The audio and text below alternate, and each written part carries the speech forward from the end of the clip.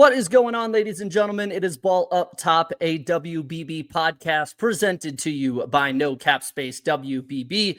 I'm Andrew. He's Tyler. Joining us from the great beyond is Shawnee, who's got no camera but has a phone and has the V for Vendetta mask and is ready to cause a little bit of chaos because almost feels more dangerous, more chaotic with that. The picture makes me feel like Anonymous has hacked into our shit and now it feels like it's taking over everything. But like Anonymous as a bad one, as a baddie. I like Anonymous is a baddie Anonymous. Oh my god, dude. I'm trying to think of a way to fit V for Vendetta into this, but I'm going to by the time this show ends. So give me an hour. Wait. I'll come up with something. I'm glad we're recording this on a Wednesday just because a lot happened on Tuesday and typically we record on Mondays. Really? And so yeah, some news happened. I don't know. I've been ensconced in the world of Love Island recently, actually. So there's quite a lot going on in the women's basketball world too. It's busy. It's chaotic. And that's what WNBA world has been this week as well. Before we get started, a big shout out to our partners at Homefield. Use code NOCAT15 to get 15% off your first order. And folks, smash the subscribe button on YouTube. Tell a friend to tell a friend. We're 30 followers away or 30 subscribers away from 4,000 on YouTube. And it does not happen without viewers like you. So run it up and also follow us on Apple, Spotify, wherever you get your podcasts. We got it. And on Substack as well, NoCapSpaceWBB.com. We have some amazing content coming, including a very special No Cap cover story that also doubles as a Legendarium installment. So some history and some cover stories and some pretty amazing Pat Summit recruiting stories. Oh, that's that would be my little tag. Interesting with that hat, Andrew. Yeah. That wonderful Tennessee hat. Wow. Brand compliant here, if nothing else. But guys, let's jump in. Else. The Indian or else. That actually is the real Lady Vols fan base legacy. Yeah. It's that in UConn. Gino going, don't. Yeah. But DeWanna Bonner and the Indiana Fever officially in their breakup era. Never ever getting back together.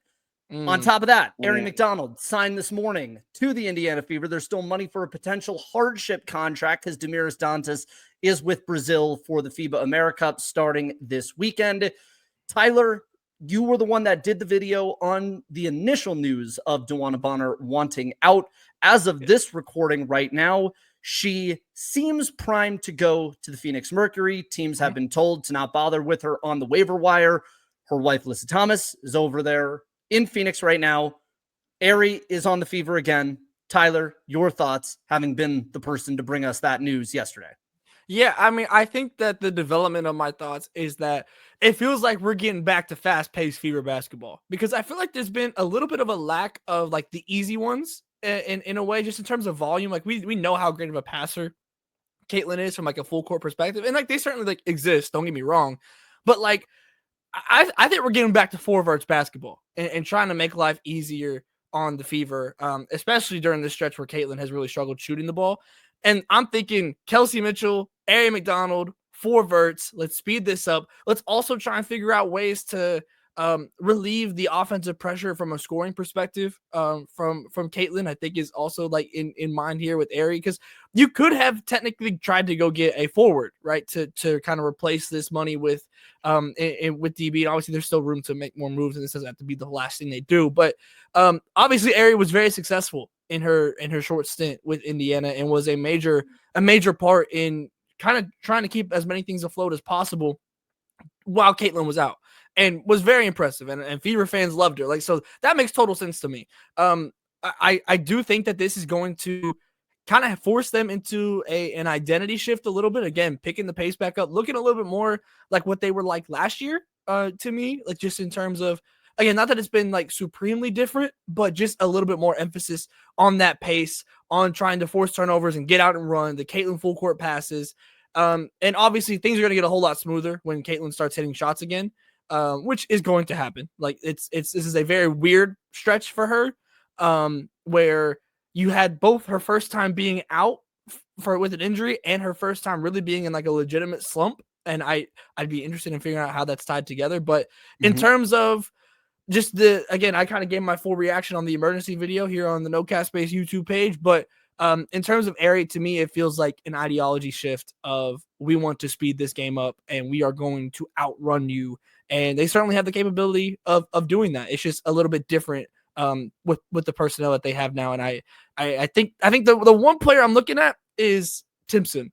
And if with DeWanna Bonner leaving, the idea of speeding up the pace, that to me, obviously a rookie and everything, so you don't want to give her like a crazy responsibility, but the fact that you are going to sign a guard instead of a forward gives to me the idea that you like, whether it be Bree Turner or Timpson, you like what you have on this roster to some form right now. So I'm intrigued in kind of what the ideology shift becomes, but obviously Aerie was very good in her stint with the Fever, so it totally makes sense to try and bring her back on.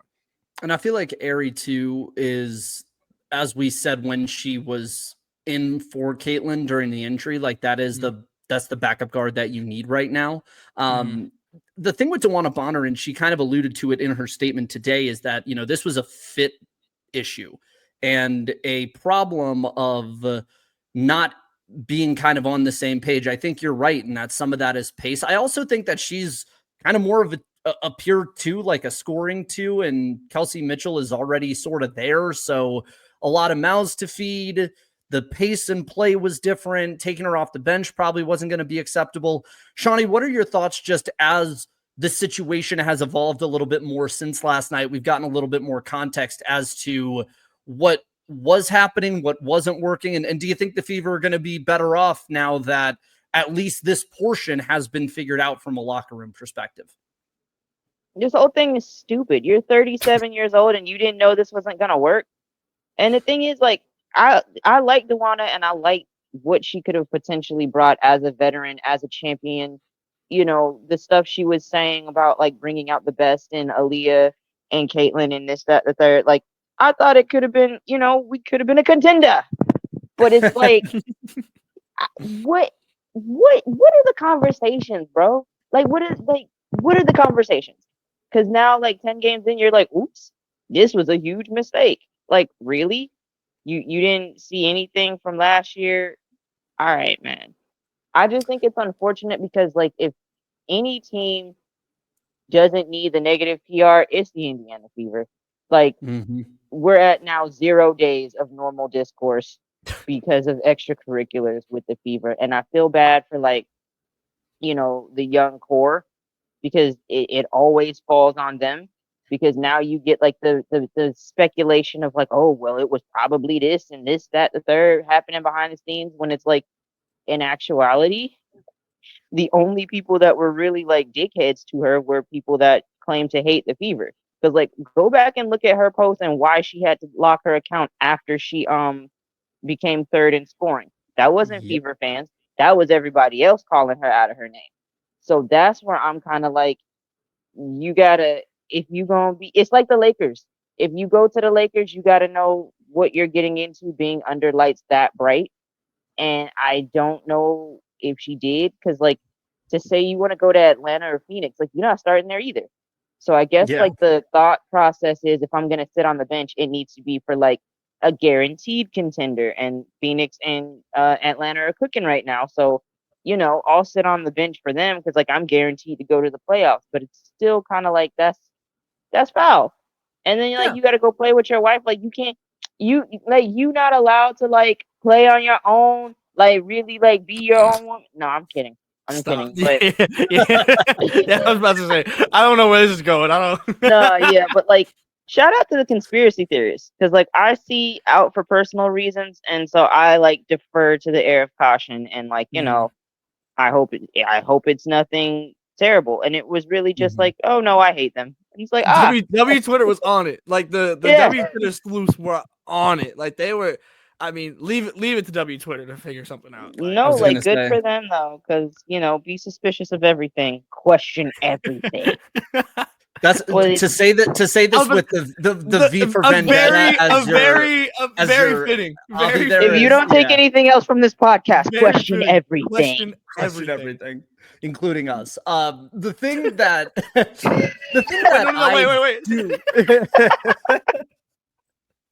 The only person I can't trust is myself. The one concern that I have like you had mentioned, Shawnee, 0 days since Fever craziness, right? And I think what I don't like is how there is a realm of possibility here where all of the things are interconnected. And I workshopped the take in the group chat for the last couple of days about my concern over the Fever leaning a little bit too hard into the non-basketball stuff, right? And, Sophie Cunningham's a part of that. She came in to be an enforcer, and to that end, she's played that role well.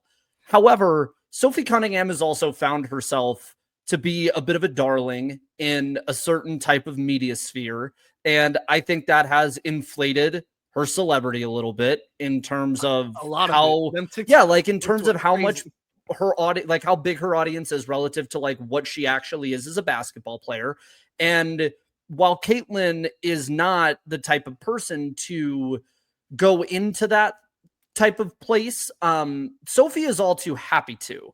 And I think what is nerve-wracking about how right are those types of rumors that lead to what we see with DeWanna Bonner is that there is now a realm of possibility for that where it's like, oh, that is plausible now. And I think the thing that is unfortunate is that it feels like, much like we talked about the Aces last year, kind of falling into this trap of focusing on like the meta issues of the game more than the actual game itself. And, there was a whole discussion about distractions with them and not being focused. I'm a little worried that the Fever are kind of falling into that realm a little bit, where it feels like some of the focus is on some of the other stuff. Like Steph White's getting called to the carpet in these press conferences about the discussions over physicality. Like Sophie Cunningham is reading prepared statements at the CBA when she doesn't have any type of executive role within leadership with the PA. She's all too happy to court the Dave Portnoys of the world. And, as it pertains to DeWanna Bonner, we will likely never find out whether or not those things are interrelated. But my concern is that you are opening the door for people to draw those conclusions, right or wrong, about it. And I think that's the really tough tightrope that the Fever have had to walk. And beyond that, I also am willing to play devil's advocate for DeWanna Bonner, because we heard the Courtney Williams discussion with the Chicago Sky about why she'll never go back to the franchise. And, that whole story that Gabby Williams had, Sean Hurd wrote about it in Anscape about her issues with Chicago. And, with Angel and Camilla, we talk about as well, it's still Chicago as an organization. And I think we've ascribed Caitlin as being the savior that has seemingly figured out Indiana. But like, dude, Indiana's been a bad organization in this league for a decade. So it doesn't feel out of the realm of possibility that things were promised to DeWanna Bonner that were not delivered upon and ended up in the situation that we are now. That's not to say that DeWanna Bonner, shouldn't or doesn't need to conduct herself in a more professional way. You're 37 years old, you said. Okay, but when you say that, sorry, just to interject, because like when you say things weren't delivered, like that sounds very much like what happened with Liz Cambage in LA. Because now I need to know like what was promised. Like they just got the new practice facility. They're on that trajectory. So it keeps going back to like, she's 37, bro. Like you came here and you made that decision. So there is this part of me that's like, she's never done this before. So that is kind of weird. Like, but I saw something completely unfounded. Hey, alert, completely unfounded. Internet rumor loading. I saw something saying like she got into it with Natasha Howard. So I saw that too. So I'm kind of like the Sophie thing. Sophie's been getting dragged for like being trash like the last couple games after that. So now it's like this celebrity at what cost? Like you're still taking the heat for being garbage. And I think it's like, if you couldn't handle that, because again, I've seen Phoenix Mercury players do a complete 180 when it comes to Sophie. That's true. It's like, hey, we were just in Tampa, got lost because that stadium is a nightmare to navigate. And so we're wandering around the suites, and WNBA players like 12, 13 deep, like former current Mercury players, former Fever players, and all black, and Sophie Cunningham. So I'm kind of like, if she's the Antichrist, like I don't like her, right? I don't particularly care for her because of what, her politics seem to be. So that's where I'm at with it. But it seems to me like watching the rest of the league, nobody else seems to have that problem. So it like I don't like creating those narratives because this, as much as like people want to put it on Caitlyn, it keeps coming back to the black players. So now anybody and everybody like around there starts getting heat for simply existing and most likely existing first on that team. So that's why I'm kind of like I don't think that's know fair. if we could just like keep all of this to a personalized level. It wasn't working. She didn't want to be there. I just I feel like the Fever the only team that don't get to lean into anything. You know what I'm saying? They start believing their own hype a little bit. No, and I get what you're saying, like with the Sophie Yeah. stuff. But I'm saying like everybody else gets an enforcer. So it's like Yeah, it sucks that that's her. But Yeah, like I don't think the enforcer part is the thing that concerns me. I think what concerns me in the totality of all of this isn't necessarily pinning it all on Sophie. It's more the story around the perceived dysfunction of the Fever is overtaking the actual basketball discussion of the Fever. And that can derail teams to a degree that not even a superstar can save it, I think is where my worry about all this is coming into. And I also agree with you too, that, there is a world in which both sides are wrong here. Like that, promises were made or, starting roles were guaranteed.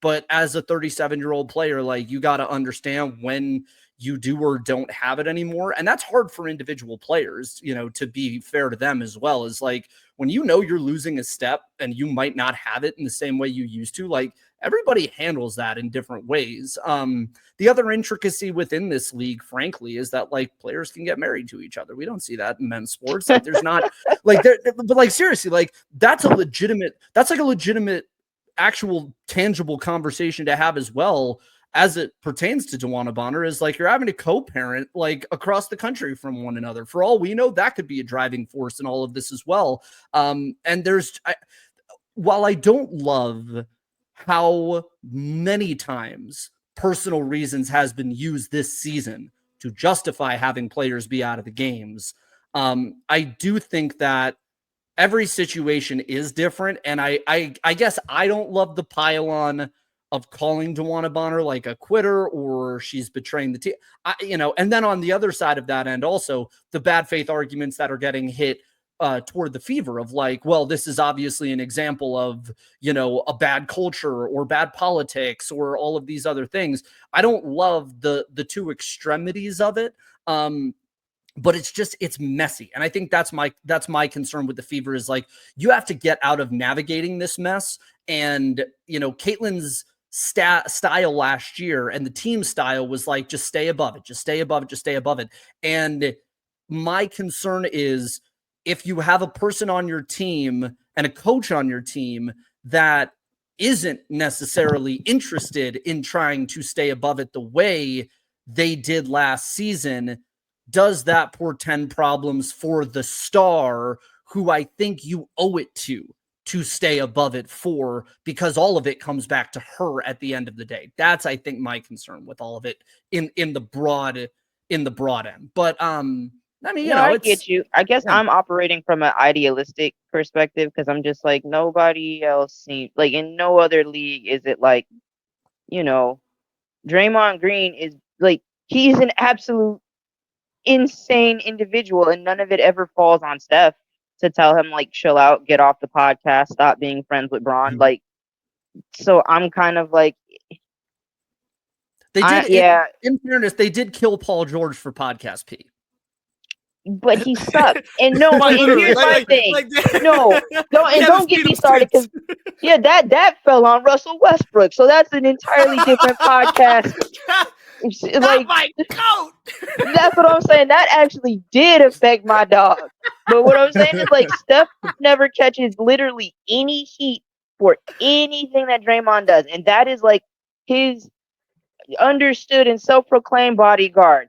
Like his enforcer, his personal, like if Aisha gets to acting up, he might step in and say, hey, You know what I'm saying? Yeah. Like that he takes that Aisha, role please. very It's not rigged. Don't tweet that, please. exactly. Give me your phone. Yeah. So it's like he No, takes it's that true. role very seriously and then has been able to build his brand off of being like a modern day Detroit Piston bad boy of the league because nobody's going to do anything about it. So I just feel like It's true. there needs to be a shift in where if nothing is really wrong, you know Mhm. what I'm saying? Like if they invite Trump to a game, then it's like, okay, well, maybe we should take a time out and really talk about what's going on. But it's like Mhm. if somebody is like leaning into like the celebrity of it, we don't really hold men to that standard. So I'm okay. This is all weird. Like this is Yeah, all just so it's all weird. weird It's and it's stupid. just like I said, it's distractions, and that's I Yeah. think that's the issue with them. To I don't move think us a that's little. what's wrong with Caitlyn though.